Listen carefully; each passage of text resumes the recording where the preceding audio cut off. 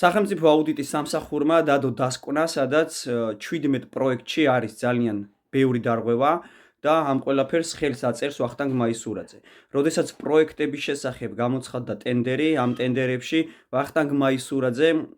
მასთან დაახლოებულ კომპანიებს გაამარჯვებინა და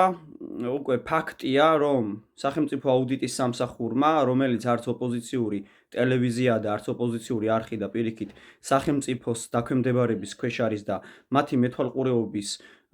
ქვეშ მუშაობს და ახორციელებს თავის სამუშაოს, მათ დადეს დასკვნა, რომ ვახტანგ მაისურაძის პირობებში კასპის კულტურის სახლში შეიჭამა ფული, ჯერ 5 თვით დაგვიანებით ჩაბარდა, შემდეგ საპირფარეშოები არ გაკეთდა ისე, როგორც იყო განსაზღვრული, ასევე აღაიანის გზა არის ძალიან დიდი დარღვევით შესრულებული და 1 წელზე ნაკლებ ვადაში გაფუჭდა და ამაზე ვახტანგ მაისურაძემ და მისმა სამსახურმა არაფერი არ მოსთხოვეს. ამაზე ჩვენ წლები ვსაუბრობდით, კონკრეტულად მე ვსაუბრობდი წლები და ვახტანგ მაისურაძის მიერ დასაქმებული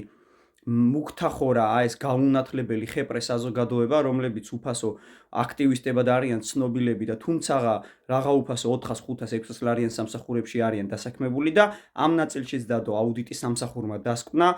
რომ ისინი მათი დასაქმება სხვადასხვა სამსახურებში დუბლირებულია. ანუ ერთი პიროვნება რამდენიმე სამსახურში არის დასაქმებული, მაშინ როცა ქვეყანაში არის მძიმე ეკონომიკური და სოციალური მდგომარეობა, ხალხს არ აქვს დასაქმების საშუალება, ქვეყნიდან გარბიან საზღვარგარეთ, ასევე კასპში ძალიან ცოტა ადამიანია დასაქმებული, ძირითადად თბილისში მუშაობენ და აი ამ ყველაფრის პარალელურად ვახტანგ მაისურაძე აძლევს საკუთარ თავს იმის უფლებას, რომ ეს ადამიანები რამდენიმე სამსახურში დაასაქმოს იმის გამო, რომ ისინი ემსახურებიან მასზე დაწერონ სასიამოვნო კომენტარები და როდესაც ჩემნაირი ადამიანები ამოიღებენ ხმას კასპში არსებულ მძიმე ვითარებაზე, მაშინვე დაუწერონ კომენტარები, რომ თურმე ჩვენ ინტრიგნები ვართ. აგერ დადო აუდიტის სამსახურმა დასკვნა, რომ ვახტანგ მაისურაძის მერობის პირობებში 17 პროექტი, მხოლოდ 2023-2024 წლებში არის დარღვევებით შესრულებული. ეს გულისხმობს იმას, რომ ვახტანგ მაისურაძემ ყველა პროექტი გაამარჯვებინა იმ კომპანიას, რომლისგანაც შემდეგ უკვე პატივისცემის ნიშნად იღებს ეგრეთ წოდებულ ატკატებს, მაგალითად თუ გადაიხადა 1 მილიონი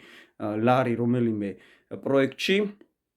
იქიდან მას მინიმუმ 50.000, 100.000 მისცემენ. შესაბამისად, ვახტანგ მაისურაძის სიმდიდრე მატულობს, ვახტანგ მაისურაძე არის რა თქმა უნდა კმაყოფილი იმის გამო, რომ კასპში გადაძოვა და გადაპარსა ყველაფერი, მოუწესრიგებელია, გზები არის დანგრეული, ელემენტარული ზებრა გადასასვლელები არ არის, რომ მოსახლეობა მისარგებლოს, ქაოსია ქალაქში,